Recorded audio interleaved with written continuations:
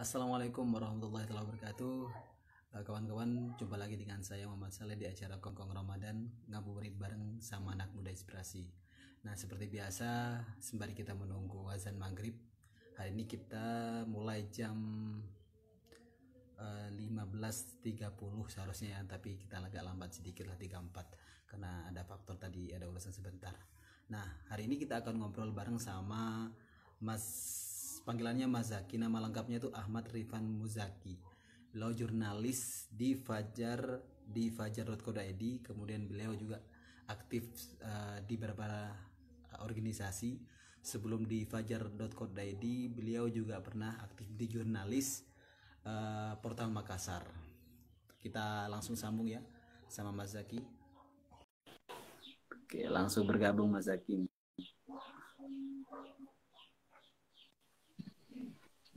Halo, assalamualaikum.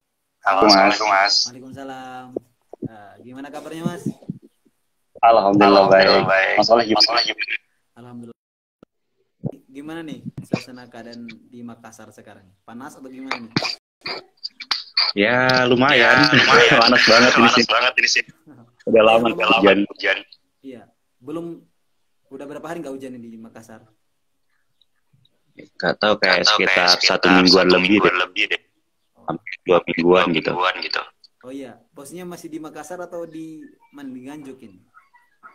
Masih di Makassar. dan di Makassar. Nggak mudik nih berarti? Atau gimana ini? Kayaknya nggak dapat mudik deh. Apa mematuhi pemerintah ya? Ya selain aturan dari mungkin baru masuk di kantor jadi ya mungkin nggak bisa ambil. Oh ya teman-teman, perkenalkan dulu, ini Ahmad Rifan Muzaki ini sebelumnya beliau juga aktif sebelum di Fajar, Mas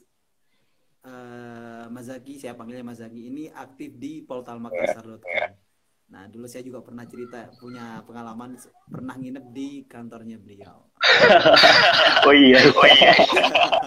Ya kan Mas, pernah nginep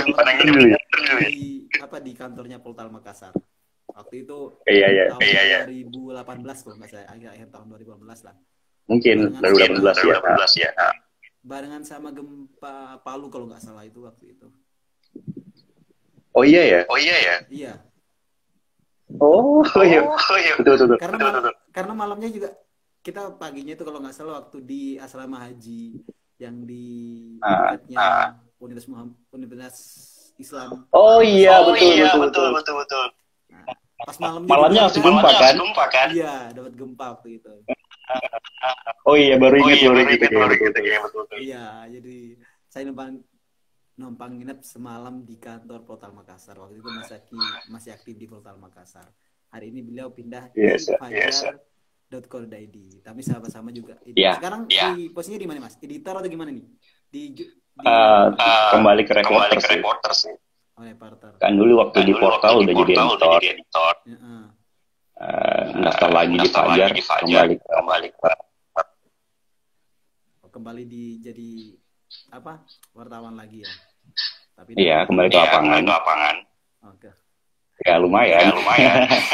Selain aktif di ini wartawan, beliau juga YouTuber nih kayaknya. Kemarin saya juga enggak lah. Oh ya, teman-teman, hari ini kita akan ngobrol masalah media di tengah pusaran kemudahan teknologi. Kebetulan kita kan hari ini ngobrol sama orang jurnalis nih. Kemudian hari ini kan kita ketahui Mas, hari ini kan kita kemudahan teknologi justru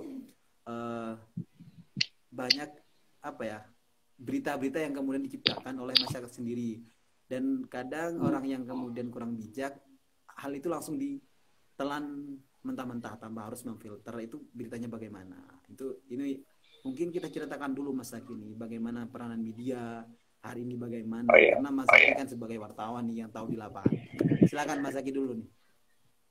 Ini sebelumnya masalahnya curang. Kita nggak dikasih kesempatan buat belajar dulu. Ini soalnya ini kan kayak sesuai dengan kompetennya dia di jurnalis, ini juga bicara masalah media seperti itu. saya rasa udah masa kini sudah mumpuni, nggak usah pakai belajar segala seperti itu. Ya silakan masa kini ceritain dulu nih gimana. Iya, jadi untuk filter berita hoax itu bisa dengan berbagai cara. Pertama, kita harus tahu sumber tersebut, apakah berita tersebut bisa percaya atau enggak. Misal kita cari contoh mainnya atau domain kayak .com sebagainya itu kan. Iya. Nah, kalau kita kalau media apa dia yang gratisan terus yang panjang banget news apa begitu ukrim news.com dan sebagainya. Nah itu biasanya media mancing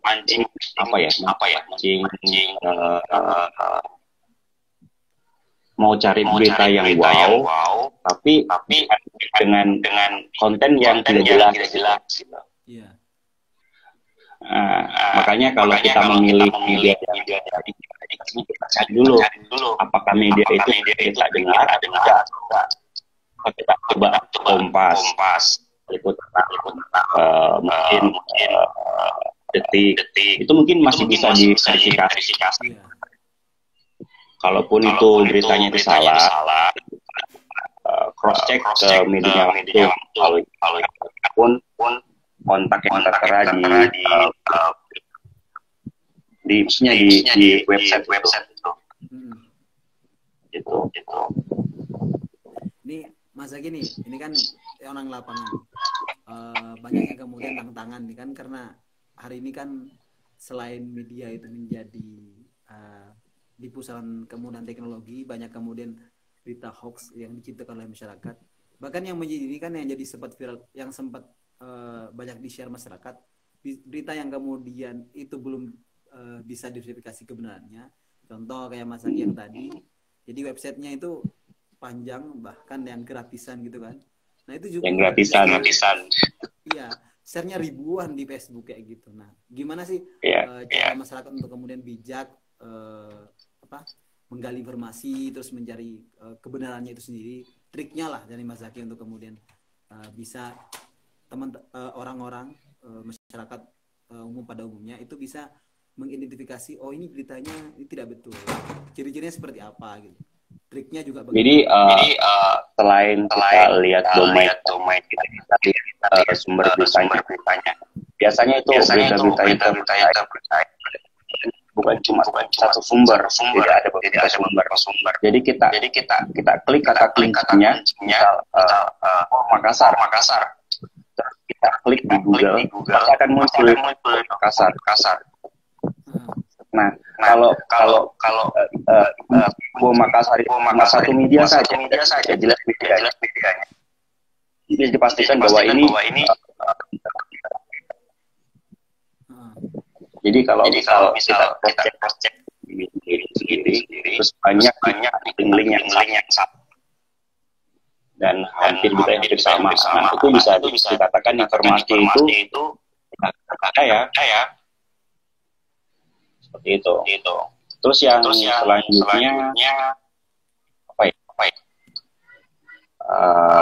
Kita bisa dari narasumber.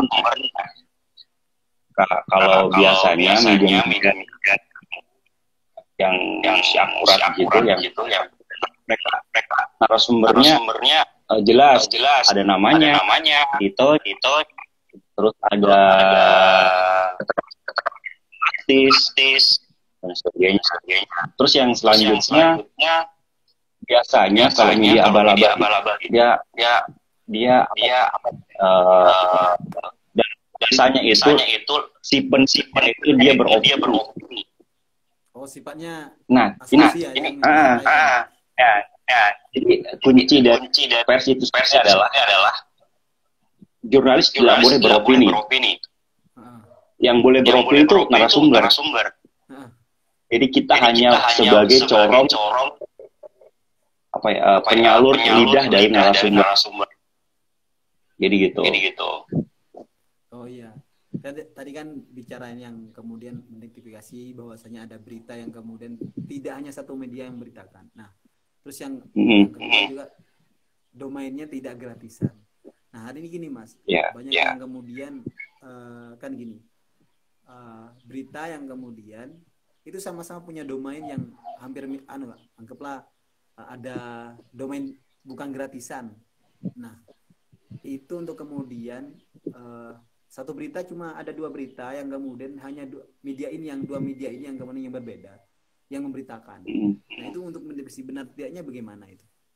Karena domain kan. Gitu. Iya betul. Jadi kita bisa cek juga medianya itu verifikasi Dewan Pers atau enggak. Jadi kita bisa lihat di websitenya Dewan Pers ada kolom terakhir itu lihat terus cari ya verifikasi atau enggak. Di Indonesia itu banyak banget verifikasi. Kan di Makassar itu ada ribuan media besar di ini ya Dewan Pers. Itu yang ada mungkin ribuan media verifikasi dan aktual itu mau berapa mungkin nggak sampai. Berarti selain dari ngecek itu domainnya juga legalitas medianya gitu ya kalau kita mau gini Mas. Iya. Jadi gini, kenapa kita perlu legalitas sendiri? Karena kalau kita misalnya ada kasus medianya bisa dituntut ya diverifikasi.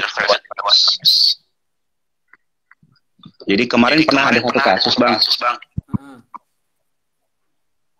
Dengar suara saya, Bang? Dengar. Iya. Jadi kemarin ada kasus di salah satu si wartawan itu dia nyerang kayak bupati. Dia tuduh korupsi dan sebagainya. Akhirnya dia ditangkap. Dan Dewan Pers juga nggak bisa tidak terverifikasi dong. Dan si oknum jurnalis tersebut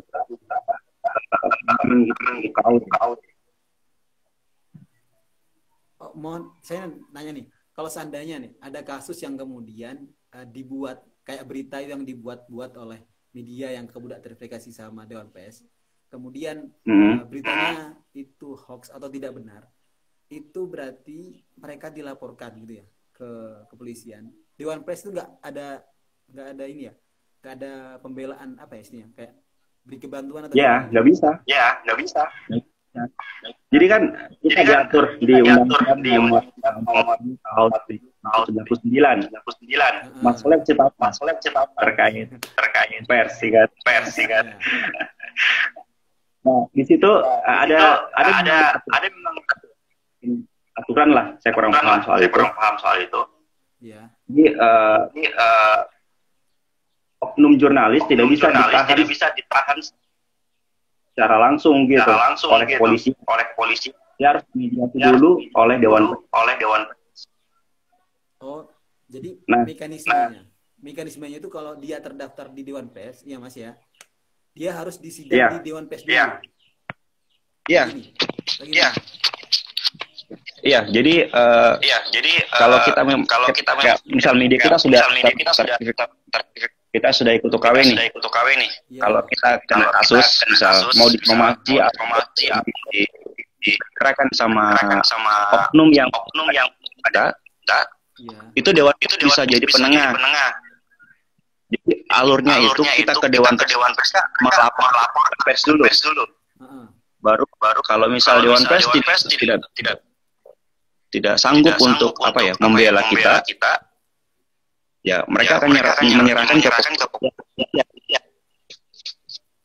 gitu. Nah, kan kalau nggak salah ini, kalau kalau kita kasih Dewan Pers, media kita akan masuk ke media sosial. Iya. Jadi kita dianggap media sosial. Jadi Kalau nggak kita bisa kena pasal DE. Oh, kalau dia nggak terdaftar di Dewan Pers, ketika dia bikin dia sama dengan kena undang-undang ITE gitu ya berarti. Iya, apalagi kalau mereka tidak punya media jelas. Kan harus PT. Iya. Meskipun gimana nih ceritanya kalau ada, tadi kan Mas Zaki bilang ada ceritanya ada di Makassar pernah ada yang kemudian satu media dia tuh berbadan hukum atau cuma perseorangan medianya tuh? Nggak ada badan hukumnya, cuma redaksi doang. Oh, nggak ada, dia nggak berbadan hukum, cuma nggak berbadan hukum. Oh. Gitu. Jadi gitu. Seandainya nih Mas, ini kan banyak nih juga nih ribuan, bahkan nggak hanya di Makassar, mungkin di daerah saya juga banyak mungkin ya di Jawa Timur. Ya, di Jawa Timur banyak juga mungkin. Karena saya juga banyak. Ya, Jawa Timur banyak banget itu. Iya, Mas Zaki sudah tahu kan orang Jawa Timur juga nih.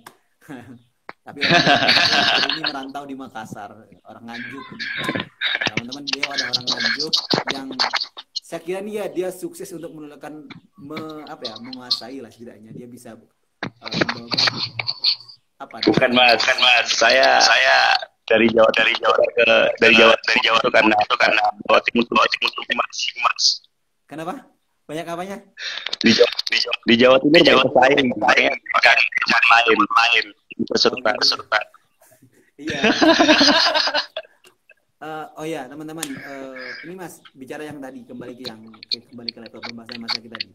Ini yang tadi nih kalau dia semuanya sudah ada badan hukumnya, kemudian dia media ini nggak terdaftar di verifikasi di Dewan Pers, itu gimana nih ceritanya kalau ada perkara seperti ini? Biasanya Dewan Pers masih bela sih. Kalau ada selama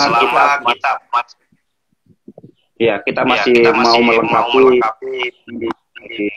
ajukan Dewan Pers, kita berusaha masih kontak Dewan Pers masih bisa dibantu. Cuma kan banyak media yang jadi gini mas, itu kan untuk terakui Dewan Pers secara administrasi itu PIM rate-nya itu harus minimal pertama. Jadi kan ada jenjangnya mas. Oh iya. Di wartawan muda, wartawan madya, wartawan pertama. Nah, jadi untuk berarti harus minimal pertama. Hari ini Mas Zaki ini wartawan mana nih? Muda atau? Saya masih belum kawin mas. Oh belum kawin. Kapan nih kawin nih? Ya insya Allah doakan secepatnya. Amin. Biar cepat. Nanti jadi pimret. Jangan lupa kalau jadi pimret. Amin. Itu kan juga ikut kue. Kenapa mas? Nggak dengar tadi? Iya. Jadi untuk ikut UKW itu juga cepatnya. Dia minimal harus 2 tahun dulu. Terus jadi masalahnya apa belum dak. Alasannya biayanya mahal mas. Berapa UKW itu? Adalah pokoknya lumayan lah. Semoga cepat. Bisa jadi gaji 2 bulan. Oh iya. Oh ini kita kembali ke laptop ya. Tadi besok kita bahas ini ya. Terus yang ini mas, salah satunya ini kemudian teknologi selain berita hoax.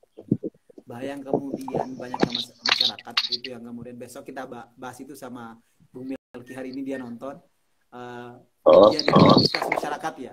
Hari ini kan gini, kali ini berudut. Ini media yang kemudian di tengah perusahaan teknologi, rudutnya nanti ketika kemudian teknologi ini kemudian mempengaruhi masyarakat. Ini yang kemudian hari ini memunculkan distrust kepada masyarakat. Nah, ini ini proses identifikasinya ini bohong atau tidak sudah selesai ini. Nah, hal yang paling inti kalau kita pengen mengetahui selain website, domain, karena ini orang yang kemudian masyarakat belum tahu, bahkan saya pernah pengalaman tahun 2019 itu masa apa ya, agak panas lah pokoknya. Ya masa pilkada lah. Nah, masa pilkada dan pemilu Mas, 2019 kan masa pemilu nih. Nah, pemilu loh. Oh iya. Nah, yang banyak yang kemudian saya dikirimin sama sepupu saya, kemudian itu alamatnya blogspot.com. Nah, ini yang kemudian mungkin bagi orang-orang yang sudah startup pendidikannya ini, tapi paham. Bagaimana kemudian cara paling mudah gitu untuk kemudian ini bukan yang tidak valid, tidak terpercaya atau beritanya hoax, itu gimana caranya? Biasanya itu kalau media yang kayak dalam tanda kutip abal-abal, dia beritanya itu kayak bombastis bang. Di judul. Nah, di judul tidak sesuai dengan istinya. Jadi itu di dalam penulisan jurnalistik itu ada yang namanya angle. Iya. Angle itu biasanya di awal-awal. Iya. Ya, di awal. Sorry. Jadi itu harus sesuai dengan judul. Oh maaf, judul harus sesuai dengan angle. Jadi biasanya kalau kita abal-abal itu dia apa ya? Judulnya bombastis kayak wow begitu. Paham lah, mungkin Mas Soleh juga paham lah. Ya, apa saya kurang bisa menjelaskan. Iya, kayak contoh ya, kalau di dunia mungkin ya, kemarin kita udah melaksanain pilkada itu kan ya. Jadi salah satu calon yang kemudian bilang kampanye hitamnya mungkin lihat media yang kemudian tidak ini, ternyata si A ini berafiliasi seperti ini atau apalah seperti itu ya. Selain lebih ke mereka menyerang siapa. Selain judul. Jadi kan gas. Ya Mas. Selain judul, tadi kan udah dibilang selain judul itu apa ini yang paling ini juga. Tadi udah judul, terus asumsi yang paling inti juga yang mudah dipahami lah masyarakat, karena masyarakat awam kan nggak tahu ini asumsi atau tidak, yang penting mereka udah baca. Iya betul. Jadi mungkin selain judul yang tadi kan jelaskan kan kayak misalnya biasanya gitu dan media di desa itu kayak apa ya masih jelek banget gitu. Iya. Nah, bisa masyarakat kan ada font juga masih ya. Biasanya juga di tulisannya itu banyak poinnya. Banyak dan tidak enak dibaca. Kan bisa kita tidak dapat itu kayak tulisan jurnalistik yang masih banyak poinnya, besar, kecil, kita gabung dan kalimatnya tidak runtuh dan menyerang. Oh ya Mas, ini kan tadi udah kita bicara media yang kemudian sifatnya media yang online ya. Kebanyakan kita kan mau bahas media online, kemudian website dan sebagainya. Hari ini gini nih, ini di pusaran kemudahan teknologi yang paling parah ini yang kemudian diciptakan masyarakat di Facebook. Nah, karena Facebook ini ya hampir seluruh masyarakat, dari masyarakat mungkin sudah agak tua sudah bisa main Facebook, dari anak kecil sudah bisa main Facebook. Ini gimana sih triknya kalau kita dapat info itu kan banyak share di Facebook tuh, dan masyarakat tuh itu kalau kita pengen nge-share itu apa yang harus diperhatikan? Bijak bermedia sosial sebenarnya itu kayak gitu ya. Sebenarnya gini Mas, kalau kita mau media itu linknya nggak usah Karena kalau kita caption, meskipun caption itu ada di dalam tulisan media, dia bisa dituntut pakai undang-undang ITE. Kemarin saya sempat ngobrol sama. Jadi kalau kita share kita punya berita ini memang kritis. Tapi mau share ke media sosial, ya udah link aja, linknya berita. Nggak perlu pakai caption. Karena kalau kita pakai caption, kita bisa.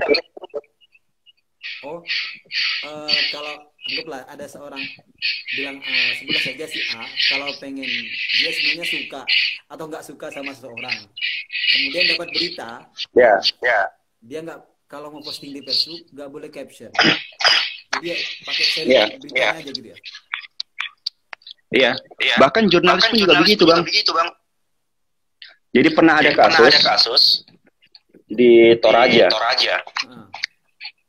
Nah, di Toraja itu ada salah satu jurnalis lah.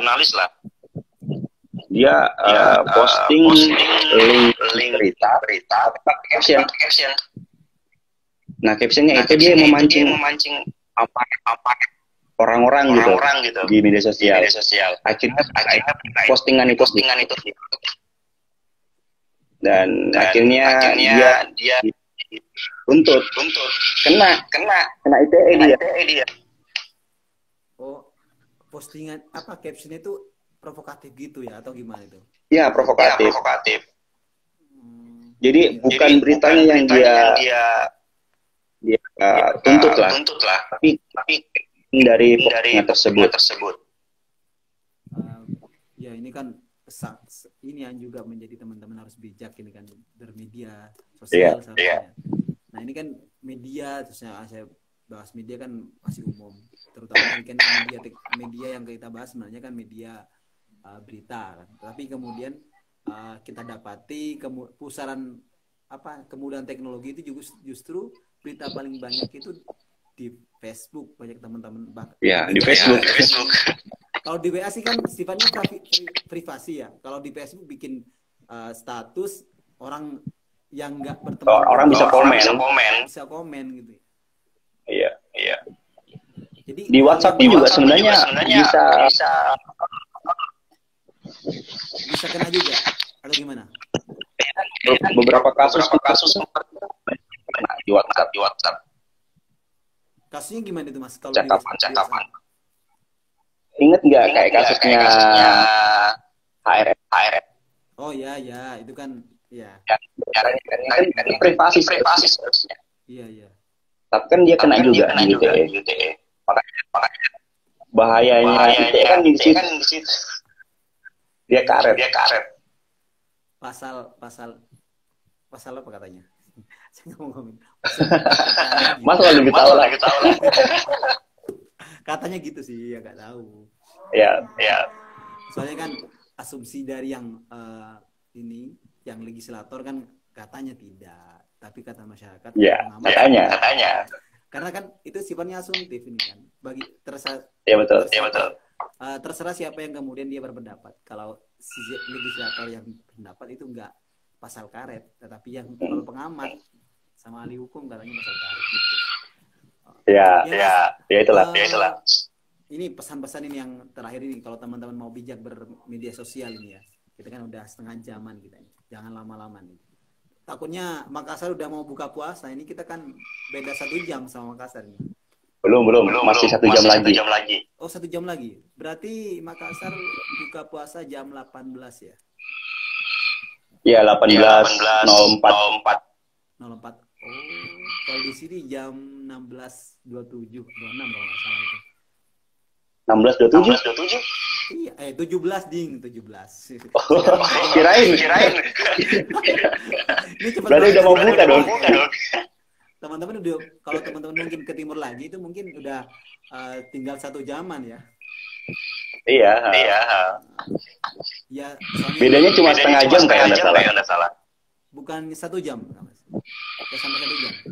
Untuk puasanya. Oh. Soalnya aku ini ya intermezzo ya, teman-teman mungkin nggak bahas ke materi dulu nih. Ini saya punya cerita dulu waktu dari Jogja ke Makassar waktu itu. Kok cepet banget jamnya ini kayaknya kan. Tapi ternyata lebih cepet ternyata. Dan satu cerita pernah juga waktu acara di Unhas waktu itu, Mas. Jadi teman-teman itu waktu di penginapan dibangunin sama Elonya.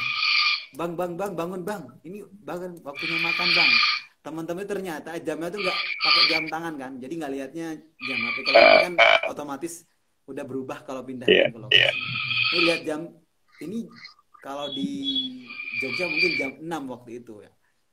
Kita dibangunin buat sarapan kan. Ini kan masih jam 6, benar-benar lihatnya jam tangan. Setelah lihat keluar, oh iya kan kita kan di Makassar jam udah terang kan. Tak kira kan gitu. Jadi buka puasanya juga lebih cepat kan 1 jam. Iya. Jadi enak tuh kalau kita sahur dari Makassar. Kita sahur dari itu panjang banget. Iya. Jadi saya juga punya pikiran kayak gitu ya. Kalau sahurnya di Aceh, terus terbang ke Makassar. Iya. Karena kalau di Aceh apa ya? Kalau di Sumatera Barat mungkin kalau di sini udah mau isya kurang berapa menit itu baru azan maghrib.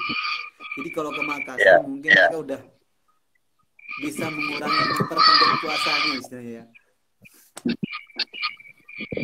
Kalau Mas Zaki kalau nanti ke Nganjuk, sahurnya di Nganjuk, terbang ke Makassar bisa ngurangin 1 jam. Ya itu yang saya masuk. Oh ya Mas, terakhir nih. Jadi lebih enak. 30 menit lebih lah kita ini ngobrol-ngobrol nih. Saran buat teman-teman yang kemudian untuk kemudian bijak dalam media sosial di tengah pusaran kemudahan teknologi itu gimana?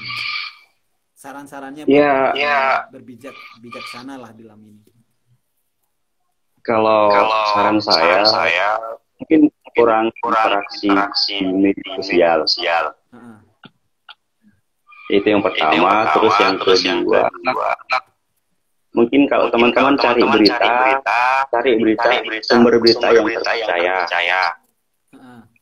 Misal contoh saja ya, Kompas, Detik, Tirto.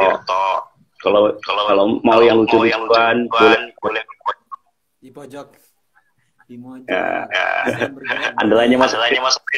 Iya. Bacaannya orang jadi kayak cari sumber informasi yang terpercaya, karena kan meskipun juga media besar itu pasti juga akan misal sumbernya tidak terverifikasi dengan baik dan sebagainya. Iya. Jadi ya lebih bijak lah, kalau memang jangan diserap secara utuh, kita harus kaji dengan sumber referensi yang lain, kayak gitu sajalah. Ya, itu dia teman-teman dari Mas Zaki, berbijak dalam bermedia sosial harusnya. Terutama kita kalau mencari informasi ya. Kalau hari ini karena media elektronik, media berita, media pers yang sifatnya daring itu banyak banget. Tetapi kemudian teman-teman harus bijak. Kalau media itu sudah terverifikasi belum, beritanya benar tidak, gitu ya. Selain itu juga mengurangi berinteraksi di media sosial yang kemudian hal tidak penting ya Mas ya. Ya, yang negatif lah. Iya, yang negatif. Kalau positif boleh teman-teman ngasih motivasi boleh di media sosial. Kayak gini ya kita buat hari ini kan kita sebenarnya menggunakan ini positif banget ini. Iya, positif banget teman-teman berbagi ini. Hari ini kita udah step ketiga ya, Mas. Ini Mas Zak ini momen ketiga. Kemarin udah kita ngomongin masalah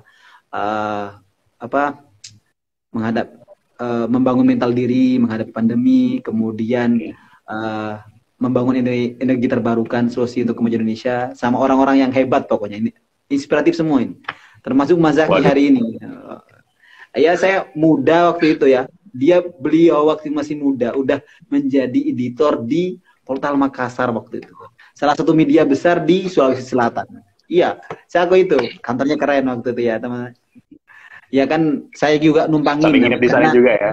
ya iya kan. Ya kan saya numpang nginep jadi tahu kantor Portal Makassar seperti apa. Jadi saya juga oh ternyata keren juga ya di sini ya. Dan saya juga setelah pulang dari kantor Portal Makassar, saya juga sempat cari-cari. Makassar gimana sih reviewnya? Ternyata bagus. YouTube-nya sudah aktif juga kemarin Mas Zaki sebelum beliau pindah. Beliau sempat ngisi di review-review tempat lah di YouTube-nya Portal Makassar. Soalnya saya ngikutin Mas di Polta Makassar waktu itu waktu Mas Zaki. Nah kemarin saya juga sempat kaget karena Mas Zaki bilang sudah pindah dari Polta Makassar ke Fajar. Jadi saya nggak tahu. Saya tuh pengen tulisnya ini editor itu ya. Editor Polta Makassar waktu itu. Tapi ya karena beliau katanya sudah pindah, ya dengan berat hati saya tulis jurnalis ini ya Fajar.co.id. Tapi nggak apa-apa. Semoga Mas Zaki nanti menjadi bukan hanya editor tapi pimret nanti. Oh ya. Amin. Semoga nanti main ke kantor Fajar ya. Oh amin. Semoga saya bisa ke Makassar lagi ketiga kalinya. Siap. Doain Mas, semoga ada rezeki bisa. Tentunya dengan cara gratisan. Kalau saya dulu dari dulu satu gratis. Penting itu penting. Saya ingat prinsipnya, saya ingat Mas Olga yang hari ini PNS di Manado ya. Jadi katanya itu prinsipnya sama teman-teman ini. Saya masih ingat ada 3 dari UNM waktu itu di Universitas Negeri Makassar. Ada Mas Zaki, ada Mas Alga, terus satunya Mas Rizky. Rizky itu masih hari ini di aktif India juga, tapi di media sastra ya. Di puisi, cerita, pokoknya di sekarang aktif di Walhi. Di mana? Oh ya di Walhi Sulsel, Sulawesi Selatan.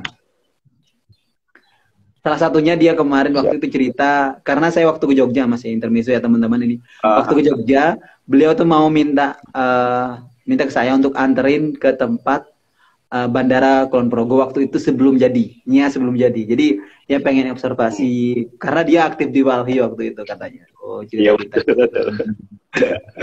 Anak ini yang peduli terhadap lingkungan. Cuma dia kayaknya. Nah, jadi ingat ucapan yang orang-orang bertiga ini kalau mau jalan-jalan katanya yang gratisan. Waktu itu di Pekanbaru, ketemunya di Pekanbaru. Jadi mereka itu ikut kompetisi sekaligus jalan-jalan katanya. Jadi ya Allah, ini trik yang paling bagus. Jadi itu ada cerita Mas kemarin waktu kita ke Riau kan. Ya, itu kemarin ada cerita. Jadi 2 atau 1 hari sebelum hari H keberangkatan itu kita baru dapat tiket. Iya. Ya, akhirnya kita ACC itu Hamin 1 kalau nggak salah. Baru kita dapat tiket itu. Gila kan. Jadi kita ngurusnya itu hampir kayak sebulan. Susah banget ngurusnya. Kan nggak kayak kampus lain. Kalau UNM kan ribet. Harus nusuk kanan, nusuk kiri, dipantul kanan, dipantul kiri. Jadi kayak perjuangannya luar biasa. Jadi makanya kemarin waktu di Riau itu kayak seneng banget, bukan seneng karena kita ke Riau, tapi seneng akhirnya kita bisa tembus itu UNM gitu. Karena nggak semua mahasiswa itu dapat tembus. UNM, saya masih ingat kalau bicara UNM, ingat Menara Pinisi. Kemarin juga muter-muter. Ya, siap. Mas Zaki, ini ya. Sebelum kita tutup, aku paling ingat kalau waktu nginep di Poltal Makassar waktu itu, makanan kita yang makan malam itu waktu ayam apa gitu, aku masih ingat, makannya enak banget. Iya betul. Oke Mas Zaki, semoga Mas Zaki ini mungkin teman-teman ini kita akhiri dulu obrolan kita. Semoga ada manfaatnya buat Mas Zaki, semoga sehat selalu, amin, tambah sukses karirnya, semoga Mas Zaki hari ini di wartawan, paling tidak kita bisa jadi editor lagi, seperti kembali di tugasnya di Portal Makassar waktu itu, terus paling tidak saya doain semoga cepat jadi Pimret. Nah, di Pemret saja. Amin, amin. Jadi kalau Amin, pulang ya Allah. dan cita-citanya untuk kemudian pulang ke Jawa Timur membangun itu, ya cita-cita Mas Zaki yang pernah diceritakan itu terkabul. Amin. Iya, karena didoain. Ini bulan puasa itu katanya doa orang berpuasa lebih mudah apa ya, dijabah. Jadi saya doain Mas Zaki. Apa yang diceritakan Mas Zaki ini terkabul. Amin. Ini katanya ada komen. Tuhan siapa nih? Katanya semoga cepat menikah katanya. Amin, amin juga, amin juga. Tapi Mas Zaki udah ada calonnya di Nganjuk atau enggak di Sulawesi sama orang Bugis? Belum ada, Mas. Ini sekalian promo juga nih. Oh iya. Boleh, boleh. Siap, siap. Siapa tahu Mas Soleh punya rekomen. Oh, ada. Oh, ada. Kita DM lah. Boleh, boleh, boleh, boleh. Kita obrolin privasi soalnya, ya, jangan ngomongin di ini ya. Kita kan live ini. Oke, Mas Zaki. Salam Makassar dulu nih. Ewako. Ewako. Assalamualaikum. Meskipun PSM kemarin kalah, ya. Waalaikumsalam warahmatullahi wabarakatuh. Oke, Mas. Ya. Assalamualaikum.